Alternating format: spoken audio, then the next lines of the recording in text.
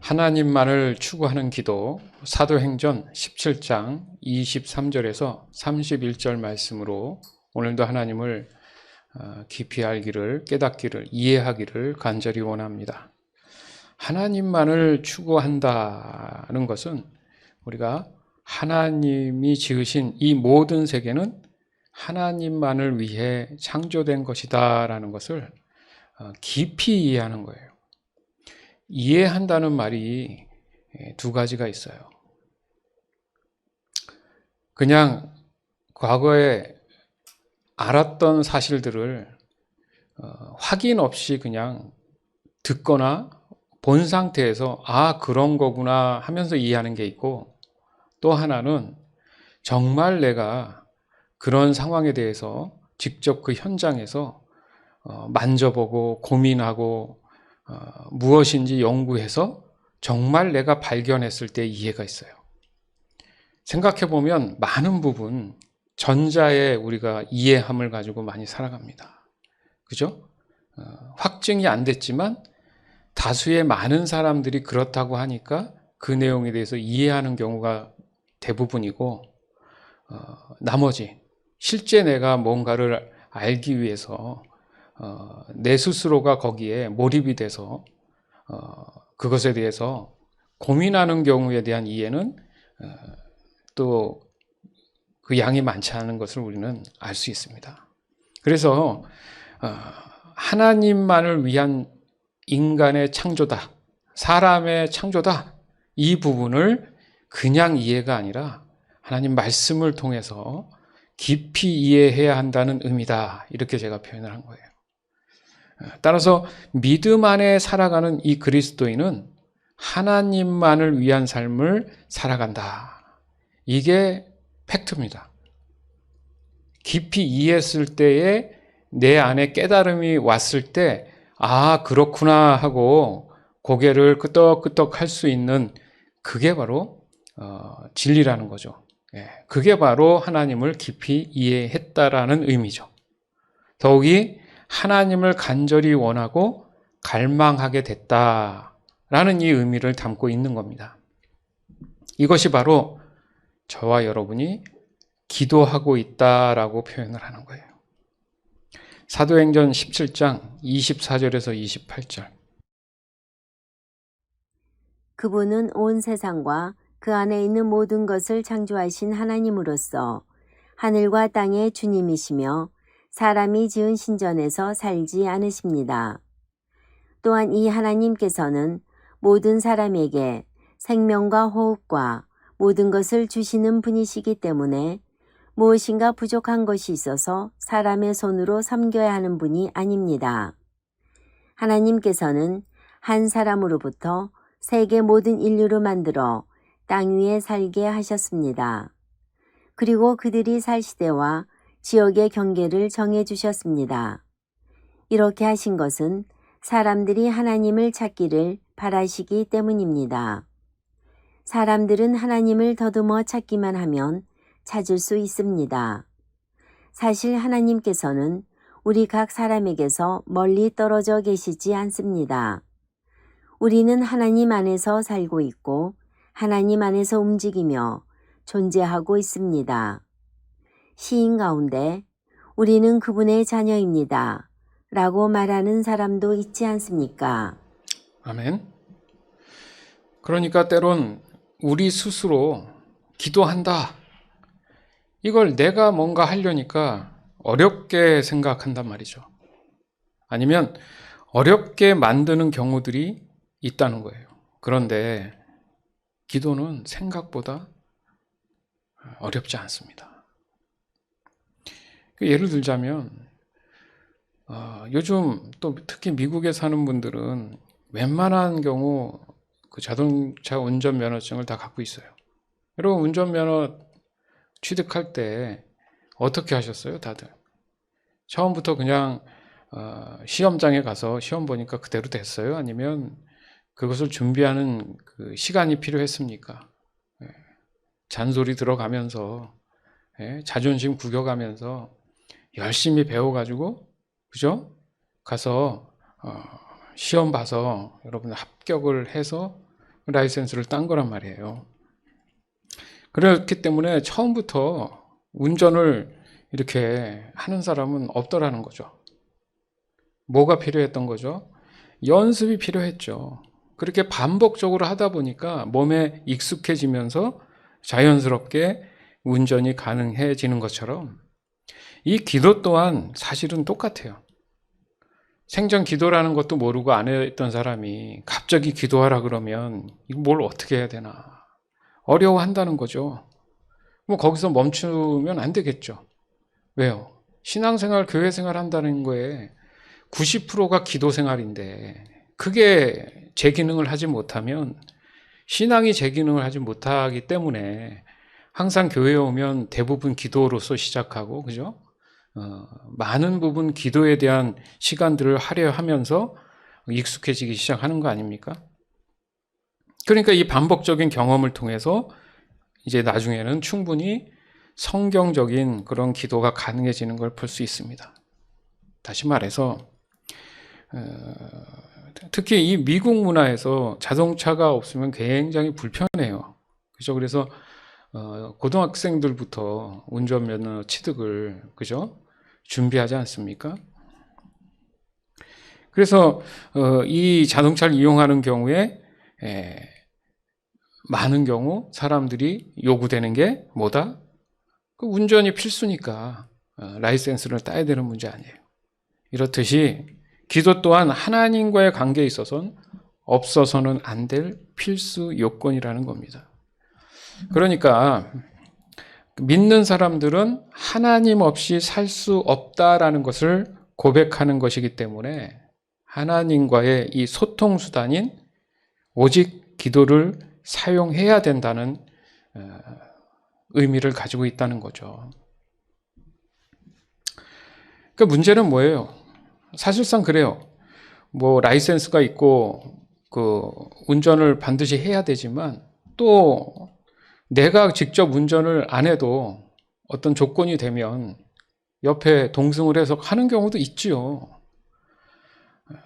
그런 어떻게 보면 융통성이 있지만 기도는 반드시 나와 하나님과의 1대1로 이루어졌기 때문에 누군가가 나를 대신 기도해주고 그 옆에 내가 앉아 있으면 자연스럽게 기도가 되는 게 절대 아니라는 겁니다. 뭡니까? 사람이 존재가 그거잖아요. 여러분과 완전히 똑같은 사람이 이 세상에 존재해요? 보셨어요? 그러니까 모양이 비슷하고 그런 성향 말고 나 외에 다른 사람을 여러분 똑같은 사람을 본 적이 있습니까? 역사적으로 이 지구의 역사상 그런 사람들은 존재하지 않아요. 무슨 말입니까? 내가 아니면 내가 아닌 거예요. 그래서 사람들이 나는 나야 그러잖아요.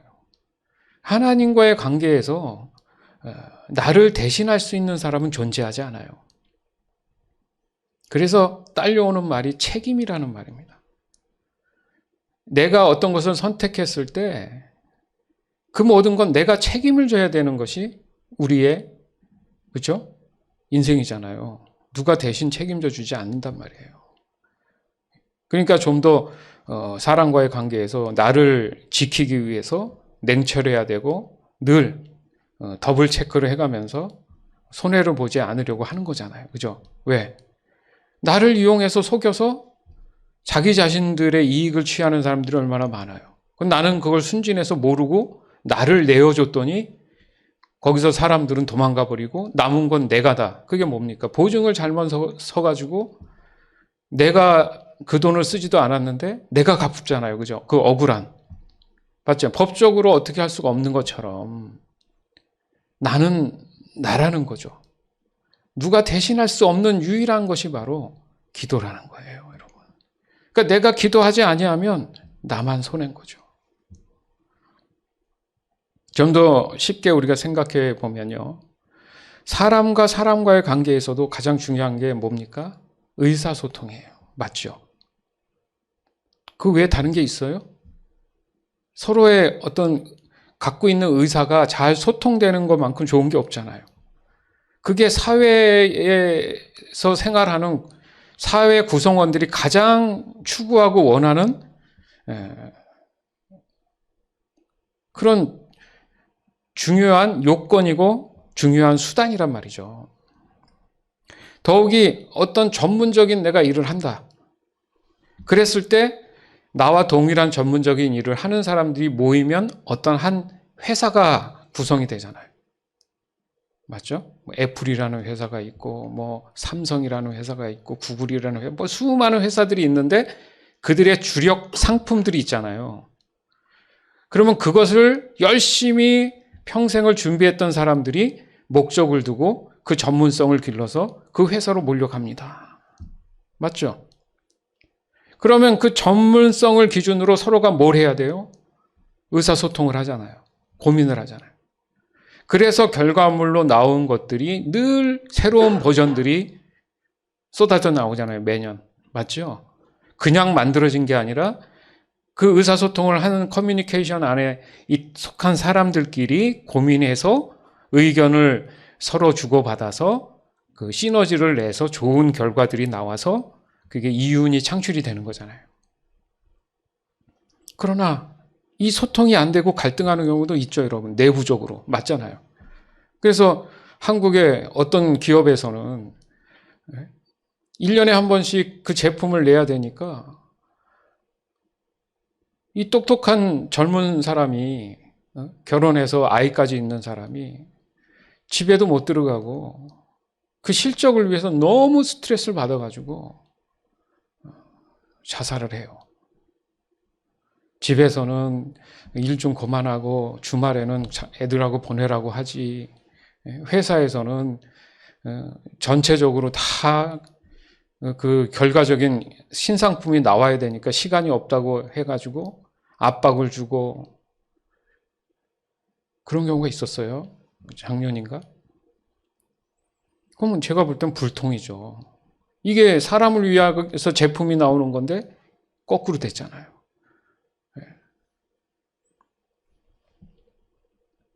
이게 자본주의라는 게 굉장히 무서운 거예요, 여러분. 편해 보이지만 은근히 빈익빈 부익부잖아요. 안 그래요? 너무 가슴 아픈 현실이지만 그 안에 우리가 살아가면 적어도 인간적인 측면에서는 어떤 서로의 소통함이 있어야 되는데 결국 이기적으로 바뀌는 거 보면 불통이죠. 그런 회사는 결과적으로 사실은 망한 거죠, 여러분. 그거 아세요, 여러분?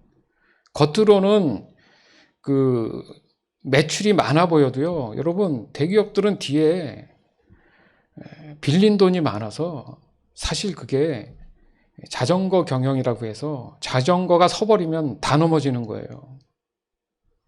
그래서 은근히 기업들이 내부적으로 은행들을 자신들이 설립을 하거나 그래요. 그러니까 그 큰 돈들을 빌려서 직원들 월급을 주고, 그러니까 결국은 죄송한 얘기인데 제가 다 아는 건 아닐 수 있지만은 그 기업 총수한테 돈이 다 가는 거예요. 그러니까 한 번은 그 여러분들이 편하게 이용하는 그 자동차 서비스 있죠? 네. 그죠? 유로 시작하는. 그것 때문에 말이 많았잖아요. 영국의 그 택시 업계에서 반대가 일어나고 그랬잖아요. 근데 나중에 보니까 그냥 CEO만 좋은 일을 시키는 거예요, 그게. 왜? 밑에 사람들은 박봉이에요. 열심히 그렇게 거리를 누비고 다녀도 받는 게 정해져 있잖아요. 그렇잖아요. 신입사원이나 이런 사람들이 열심히 가서 일합니다. 근데 월급이 정해져 있죠, 연봉이. 근데 그 사람이 어디 가서 사인을 하나 하면 그 연봉의 수백 배가 넘는 것을 체결하고 오잖아요. 근데 결국 그 사람은 체결한 다음에 돌아와서 한 달이 되면 받는 월급은 똑같아요. 얼마나 허무합니까? 그럼 그 많은 매출에 일으켜서 남겼다가 오는 이윤들은 다 어디로 가는 거예요, 도대체? 직원의 복지라고 하지만 그만큼 또 직원들을 마치 착취하듯이 그 시간들을 보내야 되는, 또 그게 거기서 벗어날 수도 없는 게 이 사회적 구조란 말이죠. 그 틈바구니 속에서 우리가 살아가는데 결국은 소통이라는 의미가 아니라 어떻게 돼요? 이윤을 위해서 이해관계로 모인 곳이 되잖아요. 그러니까 관계가 되지 않다 보니까 여러분 뉴스 보잖아요. 미국에서도 가끔 어떤 큰 마켓이나 어떤 회사에 갑자기 그 회사에 안에 들어와서 총을 막 난사해서 나중에 알고 봤더니 거기서 일했던 전 직원인데 자기한테 마음에 스트레스 주는 말을 했던 사람이 앙심을 품고 와가지고 총을 난사해서 다 죽였다. 이런 경우 있죠. 학교에 가서 보니까 졸업생이야. 이게 불통이잖아요. 눈에 보이는 매출이 많다고 해서 여러분 성공한 게 아니라 사실 그러면 망한 거 아닙니까? 왜요? 근본적으로 돈을 벌기 위한 건 뭐예요? 사람들이 뭐 하기 위해서? 서로가 다 윈윈해서 잘 먹고 잘 살기 위한 건데 이게 잘 먹고 잘 사는 게 안 돼 버리잖아요. 뭡니까? 사회적인 측면이 그렇다 해도 사람의 출발은 가정에서 있죠.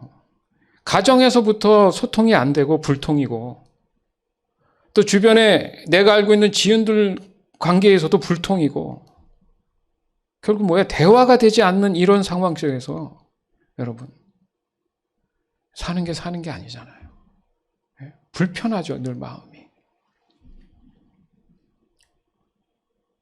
그래서 사실 이 소통이라는 의미는 물이 흐르듯이 서로가 서로에게 좋은 영향력을 준다는 의미예요. 그렇죠? 이렇게 터널이 이렇게 막혀 있지 않고 이렇게 뚫려 있어서 서로 잘 교통한다는 얘기잖아요. 그래서 자동차들 보면 지금 소통이 잘 되고 있습니다. 이렇게 얘기하잖아요. 그러니까 서로에게 좋은 영향력을 주니까 클리어하잖아요. 즉 중요한 것은 일방적으로 한쪽에서 어떤 소통에 대한 요구가 아니라 반드시 뭐라고요? 서로. 이 서로라는 게 중요하다는 거예요. 이 서로가 해답인 거죠. 한쪽이 불편하고 한쪽이 어떤 불만스러운 일이 있을지라도 그것을 헤아려주고 이해해주면 그 막혔던 담이 헐어지잖아요. 그럼 그것을 너무 고맙고 감사히 여기고 그걸 받아들여서 그러면 나도 그러면 다시 좀 같이 잘해봐야지 이렇게 서로가 소통이 돼야지. 그렇지 않으면 불통이 된다는 거예요. 뭡니까? 너무 슬픈 현실 아니에요? 어차피 보고 사는 사회인데. 그런 측면에서 이 기도를 제가 얘기하는 거예요. 하나님과의 어떤 소통의 관계에서 얘기해 볼 때 지금까지 지금 몇 주를 통해서 우리가 다양한 기도의 형태와 방법에 대해서 나눴습니다. 그러나 분명한 한 가지 사실은 뭐예요? 그 형태와 접근 방법은 다르지만 추구하는 대상 오직 하나님이시라는 거잖아요. 그렇죠? 무슨 말이냐? 늘 기도의 주체는 내가 아니라 하나님을 추구하는 것이다. 아멘. 내가 잘 되기 위해서 다양한 기도를 하는 게 아니라 어떤 형태든 항상 바라보는 대상은 누구라고요? 하나님이잖아요. 아까도 우리가 예배 시작하기 전에 찬양 이렇게 여러분 들으면 무슨 오직 하나님만을 이런 찬양들 되게 많이 하잖아요. 즉 우리에게 주어진 모든 환경 속에 다양한 상황들에 대해서 다양한 방법으로 하나님의 임재를 추구하는 거예요. 우리는 어떠한 상황, 어떤 일이 있어도 그 일에 대해서 하나님의 임재를 우리가 갈망하는 겁니다.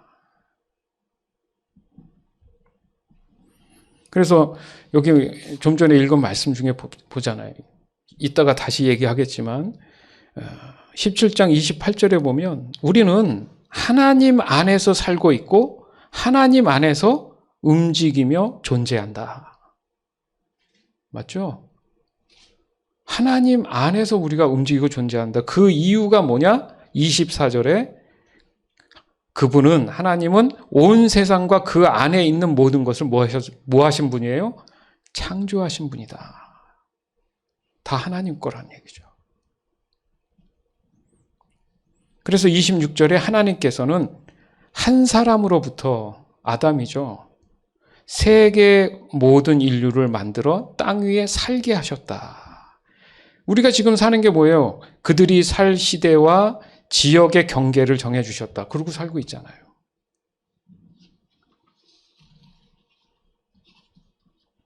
그러니까 이 책이, 이 성경이란 책이 인류 역사에 지나왔던 그런 시간들을 넘어서 책을 내 쓰여진 게 아니라 역사가 이루어진 그 전에 쓰여진 책이기 때문에 사람들이 성경도 보지 않는데 어떻게 이 말씀처럼 경계를 이루고 살아가느냐 이거죠.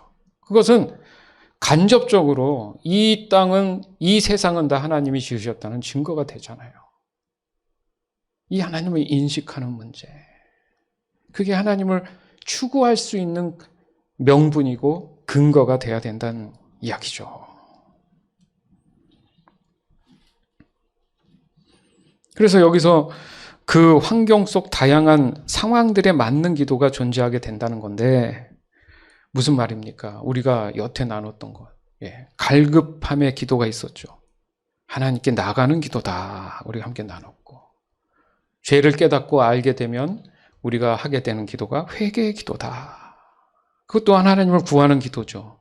내가의 잘못을 인정하는 거죠. 그리고 하나님께 돌아가겠습니다. 하나님을 구하는 거고. 또 하나님을 향한 그 갈망함은, 갈망한다는 말을 다른 말로 해서 우리가 굶주린 마음으로 하나님께 공급함을 요구했을 때 하나님이 주시는 지혜와 또 하나님의 인도하심, 보호하심, 이런 기도가 또 이루어지는 거고요. 그렇게 기도를 매번 깊이 있게 이해하고 훈련하게 되면 이제 예수님 마음이 헤아려지죠. 그렇죠? 그러면 예수님을 닮는 그런 모습이 되니까 이제 도리어 나를 위한 기도도 있지만은 그것을 넘어서서 다른 사람을 위한 중보 기도 또한 하나님을 추구하는 그런 모습으로 바뀌는. 왜? 하나님을 추구한다는 의미가 인류의 모든 사람이 구원받길 원하시는 거니까. 그것 또한 하나님의 뜻을 순종하고 따른다는 의미가 있잖아요.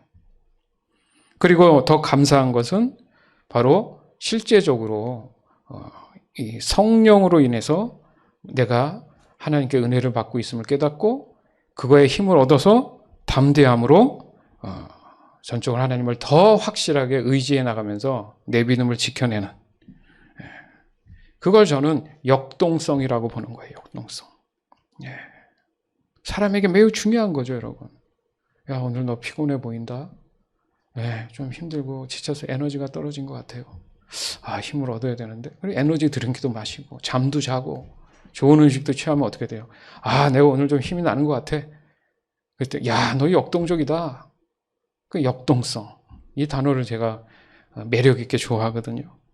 그래서 사람은 역동성을 가지고 있어야 활기차 보이고 뭔가를 그죠? 했을 때 결과도 좋지 않나.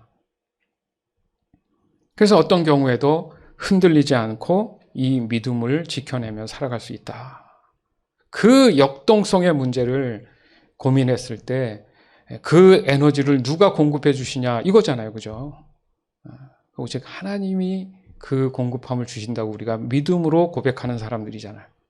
그렇기 때문에 하나님만을 추구해야 된다는 결과가 나온 거죠. 이 모든 것은 하나님의 말씀이 내 마음과 입과 행동으로 바로 나의 믿음에 대한 그 선포의 기도가 시작되면서부터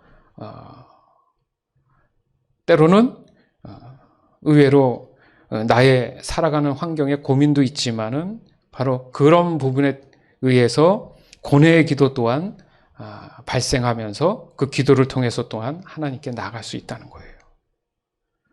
그리고 우리가 지금 함께 나눈 기도 중에서 기억날 겁니다. 하나님이 그러면 가장 원하시는 기도가 뭡니까? 뭐예요?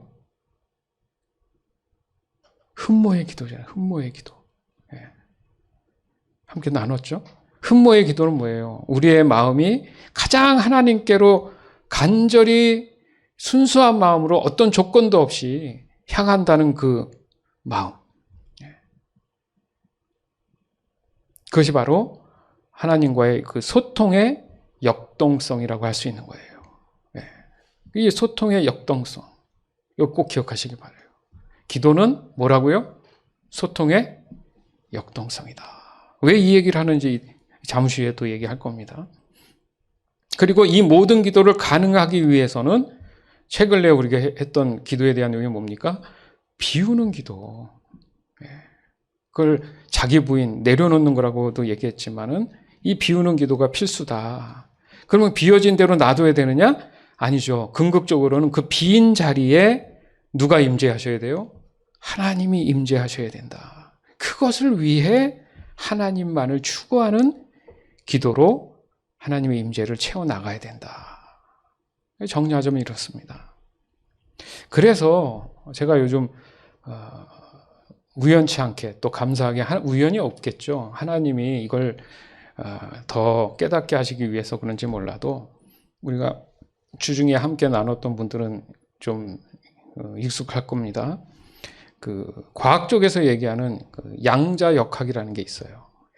생소할 수 있는데 여러분 이거는 한 번만 유튜브라든지 찾아보면 굉장히 대세적인 거예요. 좀 더 쉽게 얘기하면 말하자면 한국의 삼성, 어떻게 보면 테슬라를 만든 그 회사, 바로 양자역학으로 먹고 사는 거예요, 이 사람들이요. 그거 아세요, 여러분? 왜냐하면 이미 여러분에게 소개했던, 그리고 저희가 지금 그 스프링 파일로 만들고 있는 죽음에 이르는 병, 여러 번 소개했잖아요. 그래서 제가 지속적으로 연구를 지금 하고 있습니다. 근데 그 책을 읽으면 읽을수록 이게 일반 여러분이 생각하는 철학 있잖아요, 철학. 그러니까 예수 그리스도에 관한 철학적인 설명이에요, 보니까. 우리가 맨날 성경 안에서 있는 용어라든지 신앙적인 용어만 쓰다 보니까 어색할 수 있는데 이게 일반적으로 과학적으로 얘기하는 사람들이 쓰는 단어하고 이 단어만 다르지 똑같은 의미를 가진 게 너무 많아요. 우리가 죽음에 이르는 병이 결국 절망인데 거기에 도약해서 이제 어떤 제3의 중보자로 인해서 예수 그리스도가 그거의 어떤 발판이 돼서 거듭남으로 영생함을 간다 뭐 이렇게 표현했잖아요. 그죠? 근데 양자역학에도 그 양자도약이라는 게 있어요. 이따 그 동영상 잠깐 보여드릴 건데 도약이라는 게 세상 그 표현을 하고 있더라고요. 이 도약이 뭐냐면 그 양자도약에서 도약은 무슨 말이냐면 아직도 풀리지 않는 수수께끼예요. 지금도 못 풀어요. 근데 너무 당연해. 성경적으로 보면 너무 당연한데 과학자들 입장에서는 이게 논리가 성립이 안 되기 때문에 답을 못 찾았다 이렇게 얘기를 해요. 그래서 제가 여러 가지를 다양하게 찾아보다 보니까 양자역학까지 간 겁니다. 제가 무슨 어려운 말을 하자는 게 아니고요. 무슨 공식을 얘기하자는 게 절대 아니지 않습니까? 잘 아시잖아요. 그러니까 제가 먼저 이런 부분을 연구를 해서 깨닫다 보니까 이게 그냥 과학으로 끝날 문제가 아니구나. 그거죠. 그래서 이런 얘기를 좀 제가 이번 주에 화요일 날 우리 교회에서 이거에 대해서 이제 제가 발표를 했거든요. 목사님도 모임이 있는데. 근데 목사님 한 분이 그 교수거든요. 저보고 이걸 논문을 쓰래요. 본인이 도와주겠다고. 그래서 제가 정리한 그 강의안이 군더더기 없이 너무 논리적으로 잘 정리했다고. 저도 놀랐어요. 내가 어떻게 이렇게 쓰나. 그러고 뭐 하나님께 감사하는 거죠. 하나님이 이렇게 시대적으로 또 이렇게 여러분께 나눠드릴 수도 있어요. 그 정도로 굉장히 제가 지금 몰입하는 부분입니다. 우리 저 규찬이한테는 벌써 몇 달 전에 제가 우리 큰아들한테는 죽음에 이르는 병 이걸 영어 원래 버전으로도 좀 읽어봐라 하고 준 적이 있는데 그러면서 점점 제가 더 그 연구를 하면서 놀라운 사실들이 이렇게 실제적으로 설명할 수 있는 게 존재하는구나. 이게 시대적인 거거든요. 그래서 이게 중요한 얘기니까 좀 더 귀담아 들으시고 나중에 다시 한번 설교 들으시면 여러분 도움 돼요. 정말. 정말 도움이 돼요. 네. 그러니까 결국 모든 우주는 여전히 풀지 못하는 어떤 초자연적인 그 힘에 의해서 그 생명이 유지되고 있다는 그 사실을 여러분 오늘날 과학자들은 그것을 발견하게 돼요. 그러니까 어떻게 보면 우리가 멈춰져 있는 시간들이 있어요. 그러니까 신앙과 과학을 떨어뜨려 놓는 과거의 전통적인 교회의 모습이 있잖아요. 거기에 젖어서 우리가 살잖아요. 그래서 생각을 우리가 늘 고민하는 게 뭡니까? 교회의 생활과 밖의 세상에서의 삶에 이 연결이 왜 안 될까? 맨날 그 얘기 하잖아요. 근데 과학자들이나 신학적인 측면에 있는 사람 두도 똑같은 질문을 하는 거예요. 왜? 어차피 이 사람들이 이 안에 있던 밖에 있던 같이 공유하면서 살아가니까 도대체 답을 못 찾는 거야, 서로가. 그걸 어느 시점에 나누냐니까 제가 찾아보니까 19세기와 20세기로 나눠져요. 그러니까 19세기 전에는 유명한 만유의 인력을 얘기한 분이 누구예요? 뉴턴이죠. 전 세계적으로 이 뉴턴의 발견이 거의 대세였습니다. 그게 정답이다. 뭐냐면 과학의 최고봉이 뭡니까? 눈에 보여야 되고 그 결과에 대한 결과가 있어야 되는 거잖아요. 예? 그러니까 뉴턴이 추구한 부분은 그거예요. 좀 더 쉽게 얘기하겠습니다. 19세기 전에는 20세기 그 사이를 이렇게 정확하게 뭘 구분하는 건 아니지만 이제 말하기 편하게 하면 예전에는 주로 쓰는 말이 전기였어요. 전기. 무슨 말이냐면 어떤 에너지 힘을 얻어서 동력만 돌아가면 돼요. 예전에 맞잖아요. 기술이 발달이 안 되니까. 세탁기도 예전에는 이렇게 타이머로 이렇게 돌려놓으면 알아서 저기 혼자 가면 끝나는데 맞죠? 동력만 얻어서 가면 돼. 그 개념만 있기 때문에 그게 다인 줄 알았는데 이게 시대적으로 발달이 되니까 20세기 넘으면서 전기가 전자로 바뀝니다. 그래서 삼성전자잖아요. 전기라고 안 하잖아요. 맞죠? 이게 바뀐 거예요. 그러니까 뭐냐면 전기 안을 들여다보기 시작했어요, 사람들이. 도대체 이 전기는 어떻게 만들어진 것이며 그 안에 뭐가 있을까? 그러니까 점점 말하자면은 이렇게 지구 밖을 바라보는 우주를 보는 어떤 망원경들이 발달이 점점 더 되는 것처럼 현미경의 그 밀도가 더 좋아지면서 입자 안에 있는 것들을 보기 시작하는 거죠. 그랬더니 그 유명한 그런 과학자들이 놀라는 거예요. 이제 눈이 동그래지는 거죠. 우리가 알고 있는 이 진리처럼 느껴졌던 게 다 부서지기 시작하는 거예요. 그러면서 20세기 넘어오면서 말하자면 그 인공지능 개념이 들어온 거예요. 그러니까 쉽게 얘기해서 이 19세기 전에는 사람은 과학의 대상이 아니었어요. 이 우리가 눈에 보이는 자연에 대한 것을 가지고 연구를 했는데 사람들이 다시 생각하기를 그러면 사람은 뭘로 만들어진 거야? 이렇게 보기 시작한 거예요. 예. 그래서 들여다봤더니 사람도 원자로 만들어졌다라는 걸 깨닫게 된 거예요. 그러니까 우리의 눈에 보이는 이런 것들만 원자로 만들어진 줄 알았더니 사람도 그렇게 만들어졌다는 거예요. 그러고 나서 돌아보니까 가까이는 태양계가 딱 원자의 모양을 하고 있다는 거죠. 중간에 태양이 원자고 주변에 이렇게 위성들이 수금지와 목토 천해명이 있잖아요. 그게 타임을 정확히 이루어서 균형을 이루어서 여러분 이게 똑같이 돌지 않고 다 각자의 자리를 돌아야지 이게 유지가 되잖아요. 그런데 공간 중간중간에 다 비어있죠. 거리가 굉장히 멀잖아요. 그러면 그것을 어떻게 이렇게 균형을 이뤄서 똑같은 각도로 이렇게 돌고 있느냐. 지금 생각하니까 신기하죠, 여러분.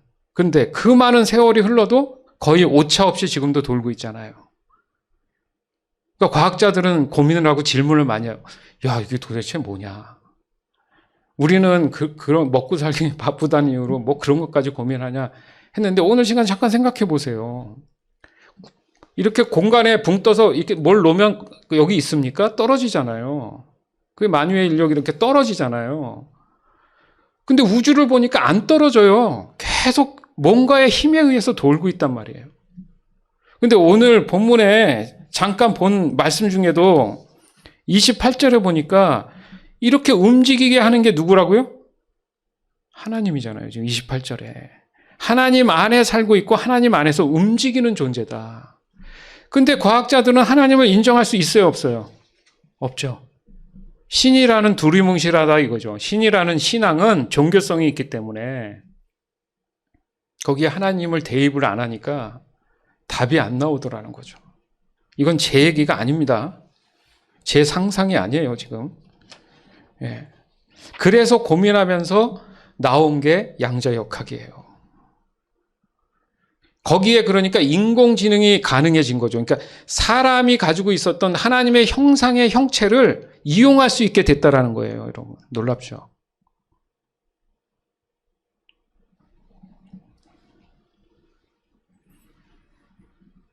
그러니까 신앙이라는 것과 신학적인 측면과 그 인문과학이라는 그 측면에서 사람을 이해한다? 고민 많이 하죠, 여러분. 여러분 요즘 그 상담학이나 책 보면요, 사람에 대한 고민을 되게 많이 합니다. 나는 누구냐, 맞죠? 저희도 이거 나눴잖아요. 그리고 죽음에 이르는 병에서도 그렇듯이 가장 자기 자신의 본질을 모르는 존재가 누구라 그랬어요? 사람이다. 도대체 내가 어디서 왔고 어디로 갔는가? 모든 것들은 다 이거 하면 다 그 본질을 알고 있는데 사람만큼은 너는 누구냐? 그거잖아요. 그러니까 요즘은 사람에 대한 관심이 많아지면서 사람을 들여다보기 시작하면서 우주를 보게 됩니다. 그렇죠? 그래서 제가 준비한 영상이 하나 있는데 요거 볼까 말까 했는데 잠깐 볼게. 길지 않아요. 예. 한번 틀어주세요.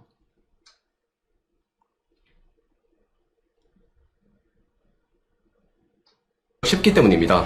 그리고 이 영상이 역사상 최초로 금속 원자들이 서로 결합하고 결합이 끊기는 모습을 촬영한 비디오입니다. 자세히 보시면 탄소 나노튜브 근처에 검은 점 2개가 하나가 됐다가 2개가 됐다가 하는 모습을 눈으로도 보실 수 있습니다. 잠시 보시죠.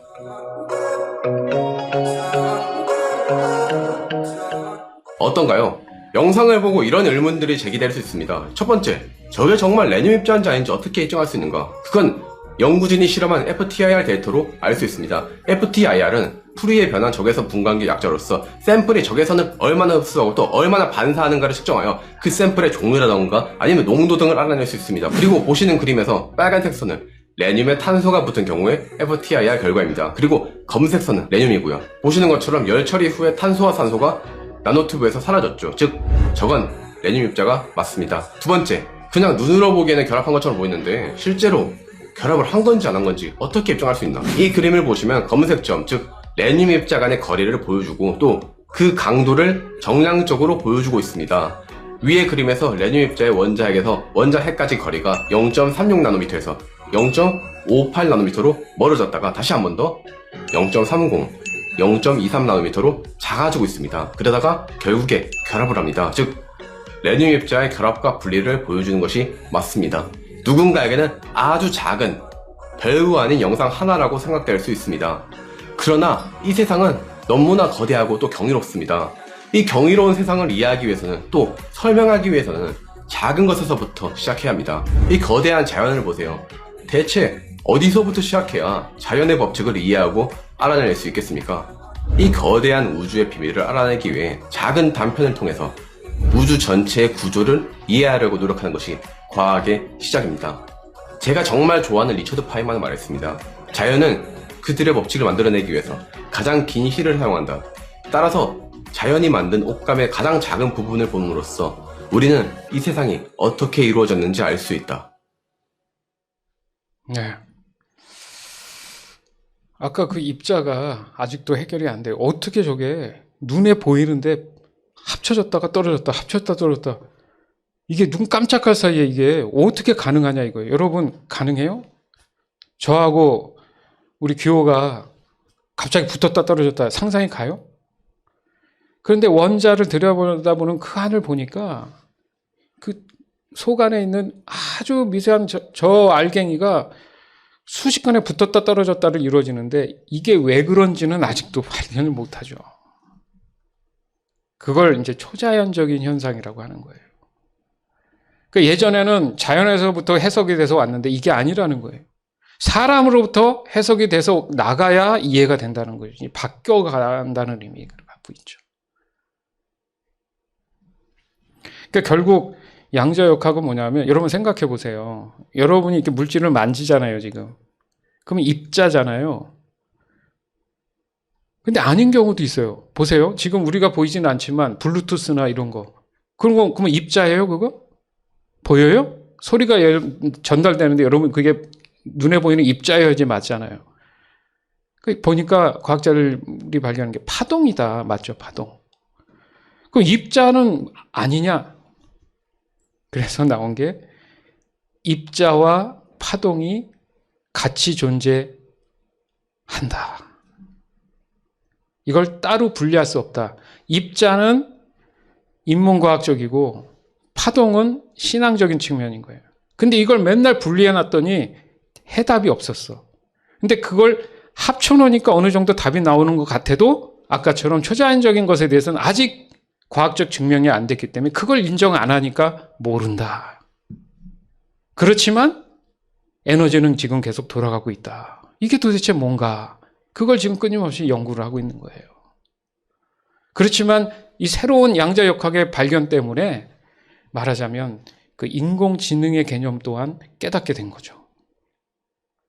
그러니까 요즘 세탁기나 뭐 누르면 옆에 이렇게 자동으로 눌러서 하는 게 있죠. 그 뒤에 보면 뭐 있어요? 기판이 있죠. 컴퓨터도 그렇고. 그게 다 지금 양자역학적으로 저런 그 원리를 이용해서 자동으로 뭔가 움직이게끔 만들 수 있었, 그런 결과가 나온 거예요. 여러분.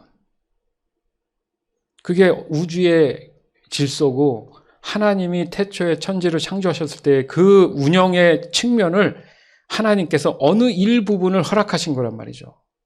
뭘 하기 위해서? 하나님을 알기 위해서. 그러나 인간이 고민하고 끊임없이 우주를 알려고 한다는 그 추구가 하나님을 알고 싶어 하는 것으로 하나님께서 우리 이끌어 가신다. 이게 지금 아까 좀 전에 말씀, 벌써 이 말씀이 쓰여진 지가 언제입니까? 여기 보세요. 27절에 보면 이렇게 하신 것은 뭐라고요? 사람들이 하나님을 찾기를 바라시기 때문이다. 지금 그거 하고 있잖아요. 우주를 알기 원한다는 건 하나님을 지금 알기 원하는데 과학자들은 하나님이란 말을 쓰지 않는 거죠. 근데 뒤에서 하나님께서 하도 하나님은 과학적인 거 증명이 안 된다 하니까 도리어 그 사람들을 이용해서 하나님을 점점 알게 하시는 거잖아요. 그러면 세상은 과학자들이 얘기하면 믿을 거 아닙니까? 지금 그런 시대까지 어느 정도는 왔어요. 우리 다음 세대는 모르죠. 어떻게 될지. 그래서 또 찾아봤죠. 그럼 원자는 뭘로 만들어지는가 봤더니 원자 안에 핵은 양성과 중성으로 이루어져 있어요. 그리고 그 원자 밖에 이렇게 여러분 기억날 겁니다. 어디서 봤을 거예요. 그 하나의 핵이 있고 겉에서 뭐가 이렇게 삥삥 돌아가는 뭐 이렇게 모양 있잖아요. 이거. 네. 이따가 저희가 나눔 시간에 잠깐 그릴 수도 있는데 그 바깥에 있는 게 계속 돌아가면서 에너지를 내면서 뭔가 역동성을 보이는 거예요. 그게 제가 그래서 역동성 얘기한 거예요. 그것은 음성으로 돼 있어요. 음성. 연구한 겁니다. 그러니까 원자 안에서 플러스가 있고 그 플러스도 마이너스도 아닌 중성이 같이 있어요. 그래서 밖에 음성 마이너스가 있으면서 거기에서 그 자기장이 발생이 되는 거예요. 그게 여러분 흐르는 게 뭐예요? 전기가 흐르는 전자기, 그러니까 전기를 흐르게 하는 힘이 전자기가 되겠죠. 이해되십니까? 그래서 그게 하나의 에너지가 나타나서 뿜어져 나오면 그 결과적으로 중성이 돼요. 플러스도 아니고 마이너스도가 아니에요. 여러분 자석 기억해보세요. 자석 생각해보세요. 어디서 에너지가 나와서 거기에 힘이 나가지고 그 자석에 어떤 그 형태를 보여줍니까? 그 쇳가루를 뿌리니까 모양이 났죠. 그러면 적어도 에너지가 그렇게 흐르고 있다는 의미잖아요. 그죠? 그런 것들을 고민하면서 우리가 그러면 성경적으로 들여오다 보면 중성이 뭐냐? 성령이시잖아요. 그래서 결과적으로 이 세 가지 양성, 중성, 음성 삼위일체 하나님의 그 형상, 왜? 사람을 하나님의 형상대로 만드셨으니까. 그러면 이 형상의 회복이 뭐냐? 그거죠.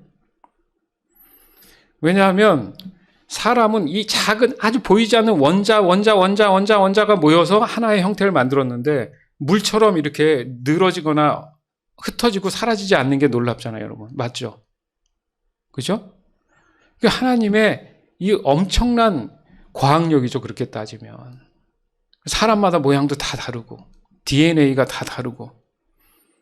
그러면 사람의 에너지와 힘, 아까 역동성을 얘기했는데 어떻게 힘을 얻어서 삽니까? 끊임없이 지구 전체 이 태양계를 돌리는 힘이 지금도 여전히 있는 것처럼 사람 또한 그러면 사실은 죽지 않는 존재로 이어져 왔었는데 이 죄라는 문제 때문에 그러면 사람이 죽는다. 왜 죽냐? 아까 말씀드린 이걸 흐르게 하는 에너지 원이 사라진 거죠. 좀 더 쉽게 얘기하면 여러분 건전지 사서 쓰죠. 그 건전지가 무한합니까? 유한합니까? 소멸되죠. 그럼 뭐가 빠진 거잖아요. 어느 정도는 힘을 내지만 끝까지 그게 계속 자발적으로 돌아가게 하지는 않는다는 얘기잖아요. 뭐가 빠졌을까? 우리가 신앙에서 보면 성령이 안 계시잖아요, 그 사람한테. 그래서 바울이 뭐라 그랬어요? 너희가 믿을 때에 뭘 받았느냐? 성령을 받았느냐?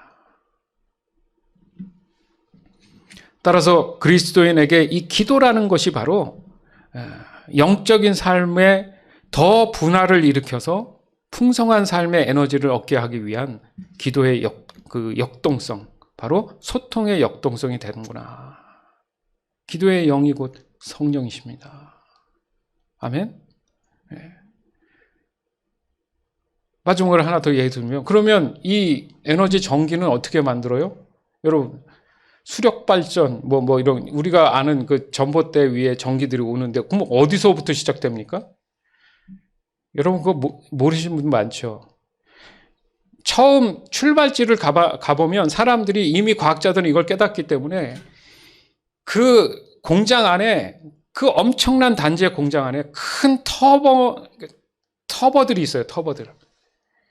어마어마하게 큰 터보들 안에서 이렇게 계속 돌려요. 윙 막 돌려. 왜 그걸 돌리나 봤더니 이 원자라는 게 계속 그 기본적 갖고 있던 원자들을 그 안에 넣어서 막 돌리니까 이 원자들이 스스로 이렇게 만났다 떨어졌다 하면서 에너지가 생기더라는 거예요.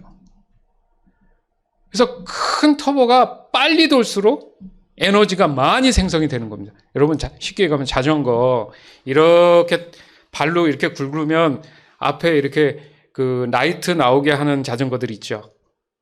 그래서 바퀴에다가 이렇게 딱 맞물려서 발로 이렇게 돌리면 앞에 불이 켜져요, 안 켜져요? 스면 꺼지죠. 그 원리인 거예요. 그럼 그게 뭐냐? 양자역학적으로 막 돌리면 그 뒤에 모터 안에서 이 원자들이 서로 막 이렇게 좋은 유기적 관계를 이루면서 소통을 막 하면서 에너지를 내 가지고 빛으로 나온다.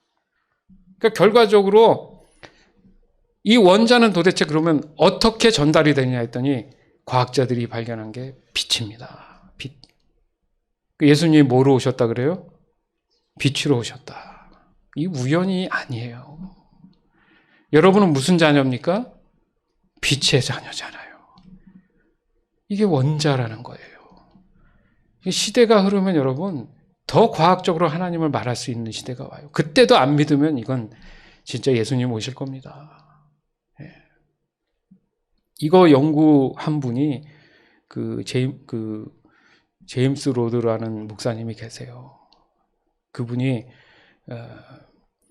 인간의 8단계 뭐 내지는 9단계까지 만드셔가지고 인간이 각자 심리학자인데 각자 나이의 유년기부터 노년기까지 그 사이에 정서적으로 어떻게 해야 인간이 정상적으로 발달한다 있는데 그거에 맞물려서 그냥 그렇게 열심히 어떤 단계적으로 해서 결국 남는 게 뭐냐 했더니 결국 그래도 사람은 죽는다.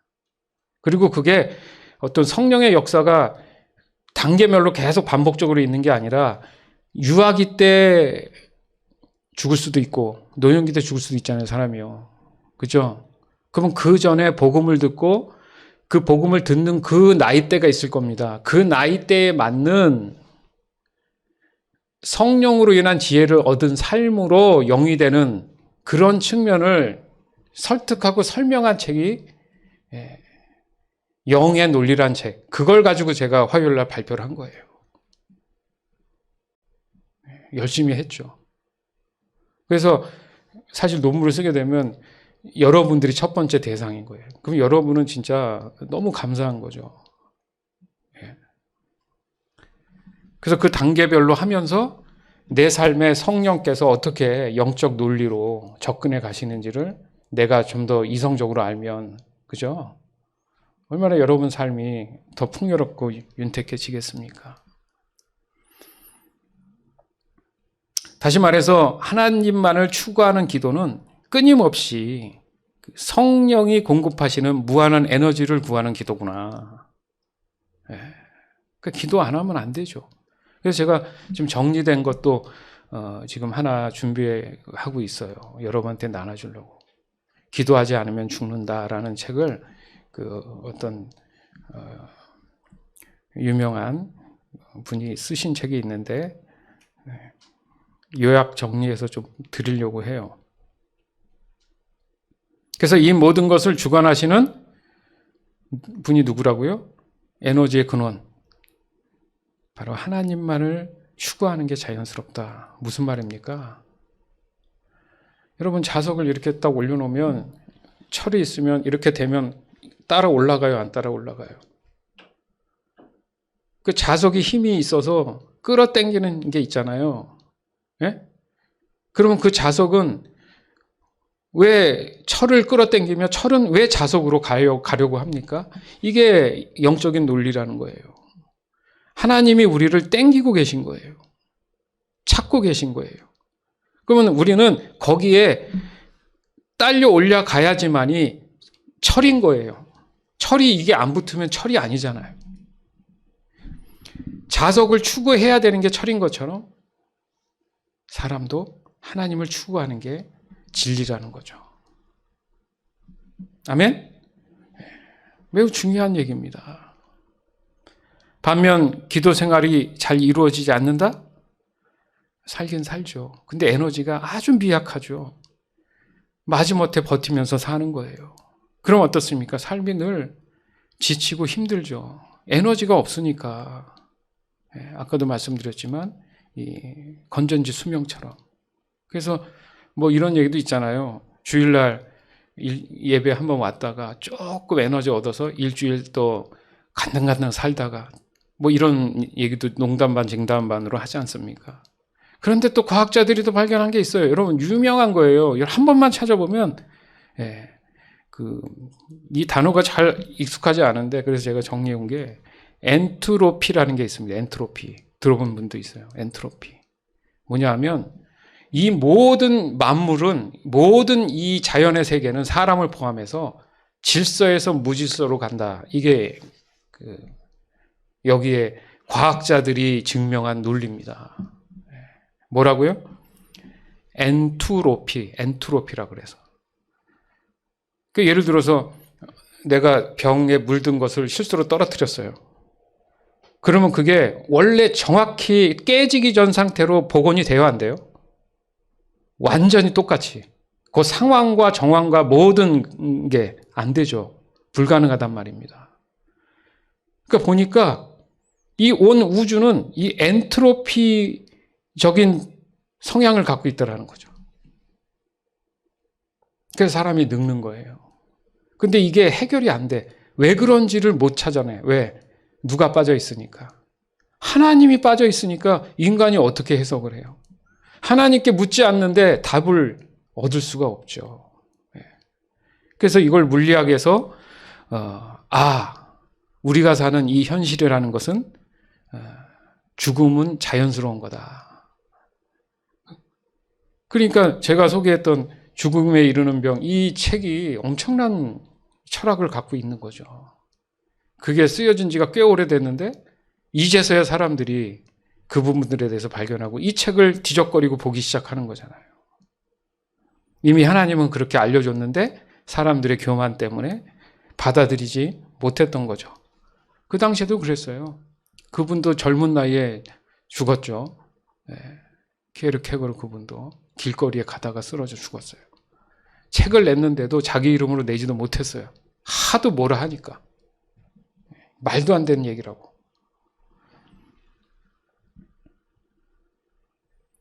무슨 말입니까? 인간은 죄로 인해서 기도할 수 없는 존재가 된 거예요. 기도할 수 없기 때문에 에너지를 공급받지 못하게 되는 거죠. 결국 기도하지 않는 그 상태가 자연스러운 거죠. 기도하는 게 어색한 거예요. 엔트로피 현상 때문에. 즉 하나님을 모르는 사람은 죽은 상태다. 그래서 기도를 만나지 못하면 기도할 수 없다. 따라서 기도하지 않는 사람은 하나님을 갈망하는 사람이 아니다. 추구하는 사람이 아니다. 온통 성경은 하나님만 바라라. 오직 하나님께 영광 이러는데 내 삶은 내가 추구하는 건 하나님이 아닌 거예요. 모순이죠. 기도하지 않는 거죠.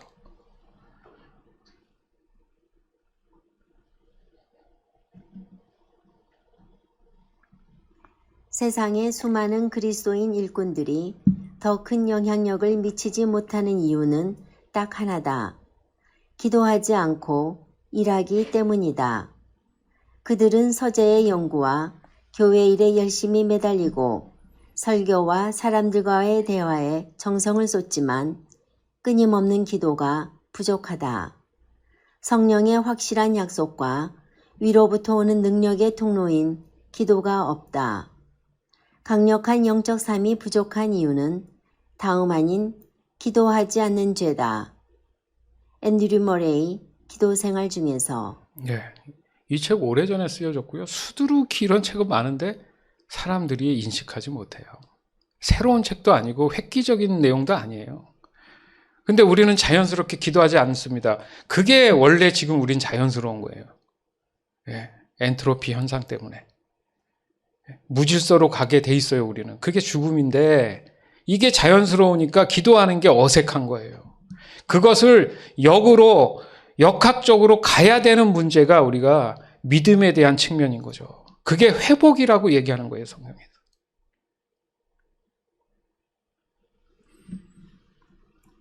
따라서 다른 것은 못해도 괜찮은데 돈 많이 안 벌어도 되고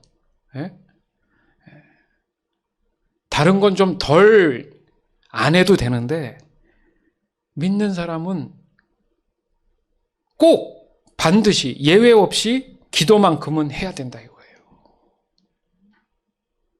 그래서 기도는 영적 호흡이다. 좀 더 설득력 있죠? 예수님을 좀 생각해 봅시다. 예수님은 하나님이신데 굳이 기도할 이유가 있나요? 우리에게 본을 보여주시는 분이 뭡니까? 시간 날 때마다 기도하셨죠. 그리고 시간을 정해서 항상 기도에 힘썼죠. 누누이 얘기하잖아요. 아침에 일어나서 차를 타기 전에, 일 시작하기 전에만 하는 게 아니라 끝나고 나서, 자기 전에. 왜 기도하라 그럽니까?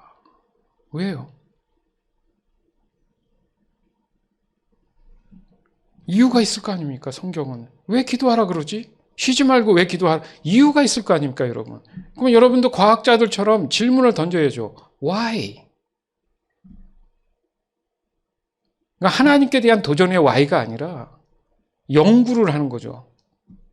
아니, 과학자들은 시대를 따라 더 진보적인 연구들이 발달돼 가는데 왜 그리스도인들은 거꾸로 퇴보해 가냐 이거예요. 게을러져서 그냥 종교 생활만으로 국한시켜서 살아가냐 이거죠.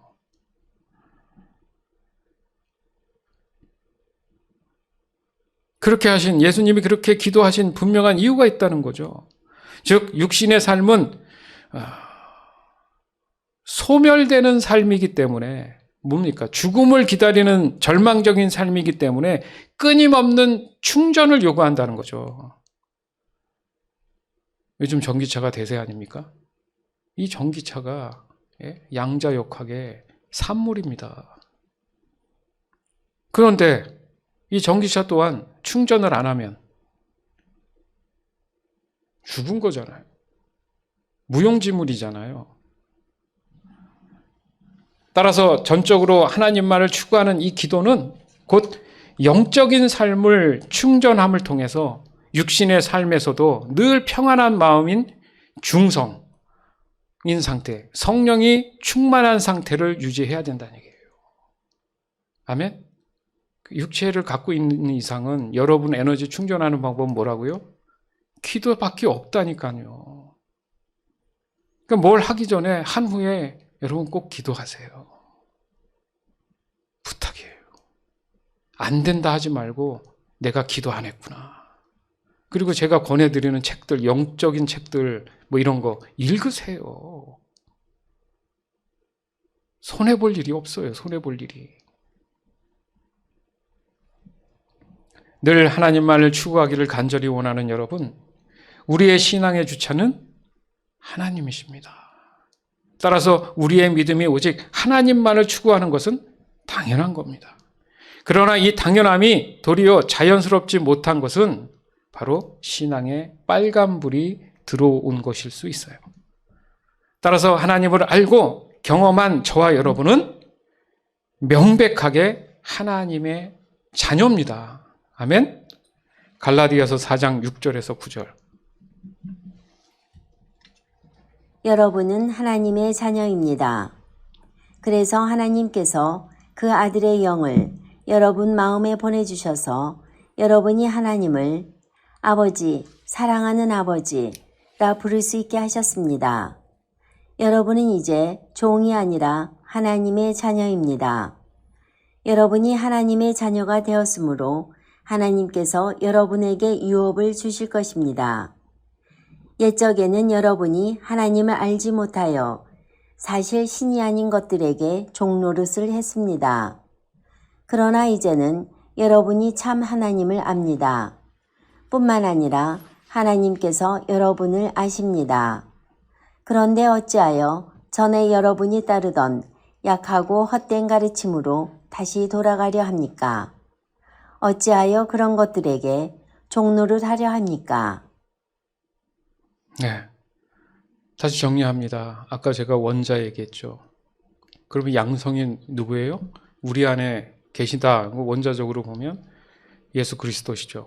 그 십자가, 그러니까 제 나름대로의 해석이 십자가가 플러스잖아요. 그 일을 이루시는 게 성령님이시고 중성. 그럼 밖에 있는 마이너스는 뭡니까? 하나님의 형상을 따라 만들어진 우리죠. 우리가 역동성을 가질 때 이 전체 하나를 보면 하나님이세요. 그래서 하나님을 우리가 표기할 때 이렇게 떼어쓰라 그래서 동그라미에 이렇게 꼬리를 물어서 올라가요. 이렇게 써요. 이렇게. 이게 우연이라고요? 예? 이 놀라운 사실들을 여러분 가슴 깊이 이해할 수만 있다면 삶이 바뀐다잖아요. 주어진 환경이 중요한 게 아니라 내 마음의 부자가 중요한 거죠. 따라서 저와 여러분은 매 순간 하나님만을 추구하는 그 기도의 삶을 유지해야 한다는 거죠. 이것이 과학적으로 얘기하면 우주의 법칙이며 가장 완전한 질서인 겁니다. 즉 사람은 소멸되는 절망에 엔트로피의 그 운명이 아니라 결국 죽음에서 부활하신 예수 그리스도를 믿음으로 인한 영원한 생명을 얻는 전적인 하나님의 자녀라는 사실에 대한 우리 스스로의 깊은 이해를 통한 자긍심을 가지고 우리 삶의 매 순간 성령의 충만한 그 충만함을 유지해 나가야 된다는 것을 다시 한번 확인하는 오늘이 되기를 주 예수 그리스도 이름으로 간절히 축원합니다. 아멘. 사도행전 4장 29절에서 31절. 주님, 이제 그들이 우리를 위협하고 있는 것을 굽어 살피소서. 또 주님의 종들이 주님의 말씀을 담대하게 말할 수 있도록 용기를 주소서. 주님의 손을 펼쳐 병을 낫게 해주시며 주님의 거룩한 종 예수님의 이름으로 표적과 기적을 행하소서. 제자들이 기도를 마치자 그들이 모여있는 곳이 흔들렸습니다. 제자들은 모두 성령으로 충만해져서 하나님의 말씀을 담대하게 전하였습니다. 아멘. 봤죠? 제자들이 기도했더니 뭐가 돼요? 모인 곳이 흔들렸고 그게 왜 그랬느냐? 성령이 충만해서 그렇다. 기도해야겠죠. 아멘.